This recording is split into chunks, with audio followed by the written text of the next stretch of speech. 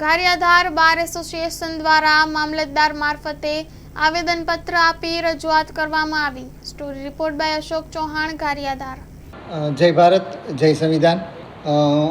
થોડા દિવસ પહેલાં જે ડેડિયાપાડામાં ઘટના બની એને અંતર્ગત ગારિયાધાર વકીલ એસોસિએશન દ્વારા મામલતદાર સાહેબશ્રીને ધ્યાન દોરી અને આવેદન પાઠવવા માટે સૌ એકત્રિત થયેલા છે। જે ઘટના બની ખરેખર દુઃખદ છે અને લોકતંત્રમાં એક શરમજનક ઘટના પણ ગણી શકાય।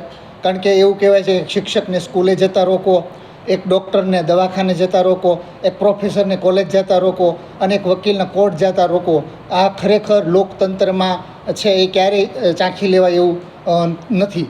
એટલા માટે થઈ અને આજે ગારિયાધાર બાર એસોસિએશનના તમામ હોદ્દેદારો અને વકીલ મિત્રોએ એક આવેદન મારફત સરકારશ્રીને અને જે તે કહેવાય કે દેશના વરિષ્ઠ જે હોદ્દેદારો છે, વરિષ્ઠ પદ ધરાવે છે, એમના મારફત એક આવેદન રજૂ કર્યું છે અને એ મારી એ જ માગણી છે કે ફરી વખત આ ભૂલ ન થાય અને આ કૃત્ય ખરેખર નિંદનીય છે અને ફરીવાર આવું ન બને એની તકેદારી રાખે।